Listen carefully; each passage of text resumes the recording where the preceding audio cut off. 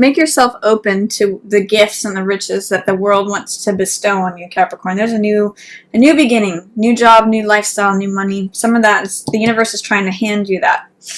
There is a way in which your own power, your own confidence is being challenged at the beginning of October.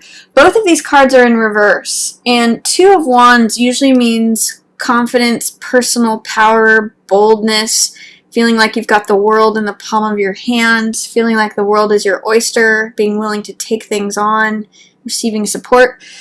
And Eight of Swords this is victim mentality. This is being surrounded by your own beliefs and not being able to break free of them. You can see in this card that she's by herself. There's no one holding her captive there.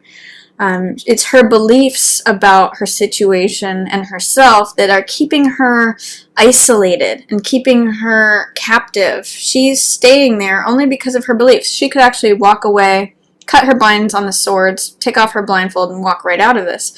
So with these two in reverse, there's some kind of real challenge to you believing in your own power, your own confidence, your own boldness. I'm going to ask you to consider what that might be. Why is it? Do you feel that you are enclosed by anything? If so, look at your own beliefs about the situation. Is there really anyone else there who's holding you? Do you have reason to doubt your confidence, your boldness, your personal power? Both of these in reverse say to me, you know, I'm doubting my personal power. I'm not feeling like powerlessness. So I want you to consider that at the beginning of October, Capricorn, and see what is it that's challenging your own confidence, courage, personal power. Because I get the sense that there may be a way in which you're not trusting your instincts with your decision making. Chariot in the upright position is all about making decisions based on instinct. You can see these crescent moons. That's about trusting your intuition. And he crosses the finish line every time. Chariot is all about having that focus, having that direction, victory, crossing the finish line, making decisions on the fly, knowing which way to go. So I'm going to say for you, Capricorn, that the way out of some of this doubt or fear or questioning your own power is really about trusting your intuition with your decision making. He balances things, left brain, right brain, analytic brain versus subconscious, irrational. He knows how to balance all those energies and make decisions on the fly. He trusts himself. Mostly because he relies on his intuition. So I'm going to encourage you, Capricorn, especially by the time mid-month hits, to start relying upon your intuition to make decisions. He's not in his mind so much. He's trusting his gut. So I think that if you can do more of that instead of second guessing yourself, which is what I'm getting here, that can improve things for you mid-month, Capricorn. I also see that you have a solid support system. This is friends, family, celebration, party, socializing. 3 hearts. These are people who are like-minded people. So this could be like collaborative artists. These could be people at your work. This could be your family. People who like you and support you. You're surrounded by that. So enjoy time celebrating, socializing, living it up. You're with people who love you. They're collecting their hearts around you. In the Rider-Waite, this is 3 women holding up the goblets and dancing. So it could be a good time mid-month to socialize and feel that support that's coming in for you. Along this axis, you've got new money, support, heart-centered support, and then success and victory. So that can be yours. You also have the access, though, if you fall into negative thinking, doubting your own worth, feeling like you have to hold on to everything. These are choices. You can experience either one of these. This card, 4 of Coins, I call this the Midas card. It's sort of like everything he touches turns to gold, but it's a scarcity. It ends up trapping him. He ends up being immobilized by it. There's a fear here that if I don't hold on to every last coin, I'm not going to have enough. And he uses money in such a way where it blocks his heart. So what this card says is to be flexible, open up. let money not become your obsession, your focus. Let other things in, because he's got money on his mind, money on his heart, money on his lap. He's being overly focused on that. So try to let go of your fears regarding money. See, the real key with money is to have it come in and go out.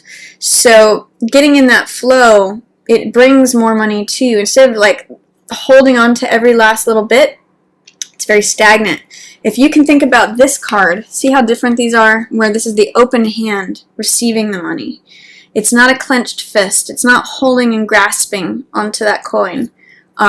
So that might be an image that helps you loosen up this energy. If you're feeling like I've got to hold on to every last cent in the middle of the month, that usually won't draw more money to you. Try opening up and being more flexible with it.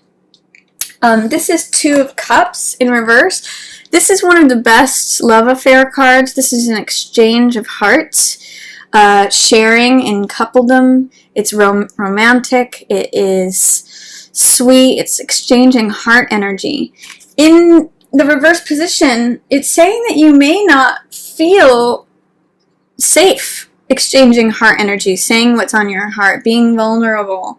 And the sense I'm getting is that you might have felt powerless about something, victimized, and therefore you may be having reservations about sharing something that's on your heart. You may have a message of love that either you're wanting to share with someone or that's coming to you. But this is kind of like saying, I'm nervous about it, I'm resistant, I'm fearful, I'm, what's the word, gun shy, because of this, any sort of powerlessness, victimization that you may have experienced. But remember that this is only due to the beliefs. This is not real. She's not really anyone's captive. She's only staying there because she believes it to be so. So work on correcting that, Capricorn, and then this will correct, and there's a message of love for you at the end of the month. This is Seven of Cups, which is choices, which is, it can be fantasies, it can be, I sometimes call this card the Las Vegas card. There's all these glittering options in front of you. And I always say with this card, because there's this Neptunian fog that is like kind of hazy and making you not see things 100% as they are, be careful to do research on things. What you see is not necessarily what you get. Don't fall into fantasy or illusion when this card comes up. Don't chase after the glittering thing. Make sure that you know what you're getting. So that's a card of choices and making sure that you're clear, not seeing things through rose-colored glasses or seeing things through like this idealized fog.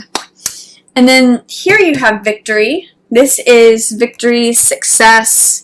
It sometimes can be the rescuer, the person coming in on the white horse. You can see he's got this wreath of laurels, which means success and victory. I get the sense that you get it through your support, your social scene, your friends, your family, and that may be where the money comes in too. But you get the recognition, the status. This is like victory, victorious. Once you start trusting your instincts, trusting your own decision making, not falling for things that just appear glittery and are false, taking your time to make good decisions, you end up in a pretty victorious, recognized status position. And this is the winner of the race. This is who this guy becomes after running the race. This is when he's active doing it. This is when he's won. He's got that victory laurel. So I get the sense that you solve it by the end of the month, Capricorn. You got to trust your gut instincts.